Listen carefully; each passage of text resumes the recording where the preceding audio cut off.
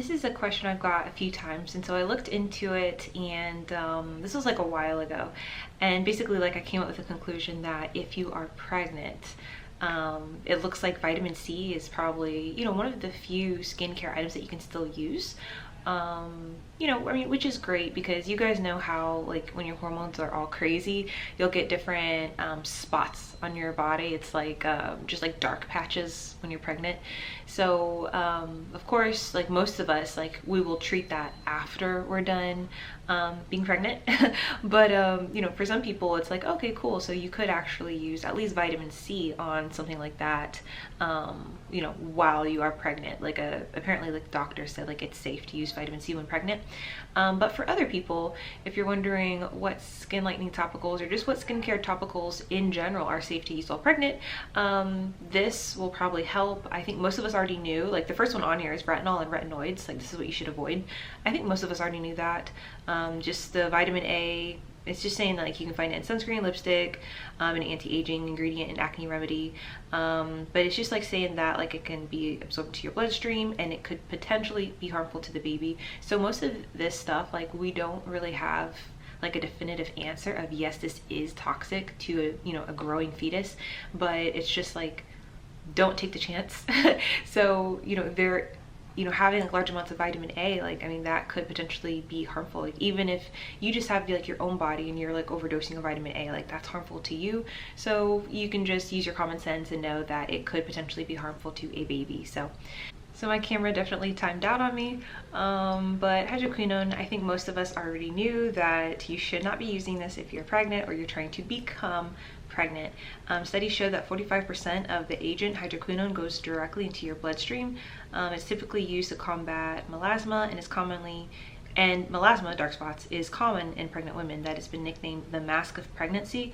Although effective, the side effects associated with hydroquinone use, including links to cancer, have caused it to be completely banned in the EU, Japan, and Australia. In the US, it can still be purchased over the counter if levels are at 2% or lower, so keep an eye out. I'm not really sure is that true? You can really get it over the counter and 2% or lower? I didn't know that. Next, parabens. It's a preservative in cosmetics. It mimics estrogen. So yeah, you definitely don't want this, not only for like if you're pregnant or hoping to become pregnant, but also like if you battle with acne, like this can just wreak havoc on you. So yeah, watch out for paraben. Going down the line, now we're to salicylic acid and benzoyl peroxide. This is still under what you should avoid. They're the most common ingredients in over-the-counter prescription products designed to fight acne, but topical use over 2% is not recommended during pregnancy. Salicylic acid is in the same family as aspirin. Must be carefully monitored by your healthcare provider when pregnant. The same goes for benzoyl peroxide. Its safety is yet to be established. And then something we're often asked about, the willow bark extract found in amla, as it contains a natural version of salicylic acid. We consider this to be safe because it's lower than 2%. Okay, interesting. So skincare ingredients to try. So this is if you are pregnant. If you're concerned with pregnancy safe anti-aging products, look for a serum packed with natural antioxidants that aren't retinol. So this one that she's recommending has vitamin C in it because we found out that vitamin C topically is safe. For hyperpigmentation, melasma, safe brighteners like kojic acid and vitamin C. So I did not know that. I didn't know, like, again, you should probably ask your doctor, like just common sense, just ask your doctor, hey, is it okay for me to use kojic acid or kojic acid like soap or serum? So just talking about kojic acid being a skin brightening powerhouse, we already know all that great stuff, how it's a result of the sake fermentation process, and how it slows down the production of melanin and helps with dark spots and all that stuff. And then how vitamin C helps with cellular regeneration.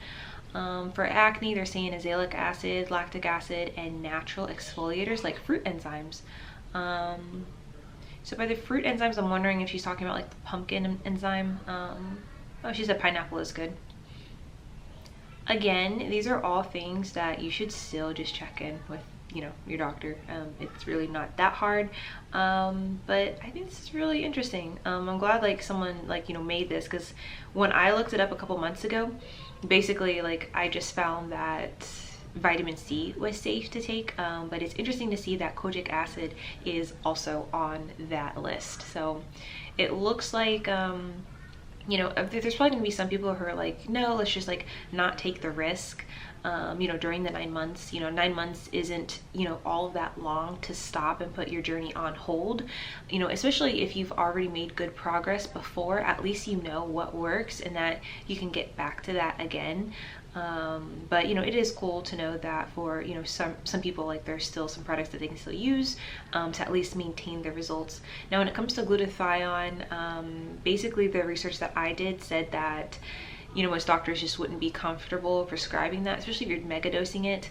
I think I only found really one article that said taking it in like a normal dose, like 500 milligrams, or maybe like 200 milligrams would be okay. But for the most part, most people are like, we just don't have enough information on this and how it could potentially basically hurt, a developing fetus. So again, that's just something that, that's a really big risk to take, so it might be best just to not take that risk.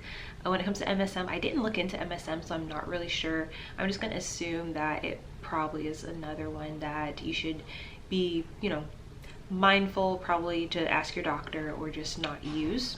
So let me know if you guys have any, actual real life experience with this. If you've, been pregnant while also being on a skin lightening journey, what did your doctor tell you was safe for you to use, or what did you feel comfortable using during that process? Also, if you did put your journey on halt during those 9 months, do you feel like you darkened quickly? Like, what was it like? Like, did you pretty much stay around the same skin tone as you were prior?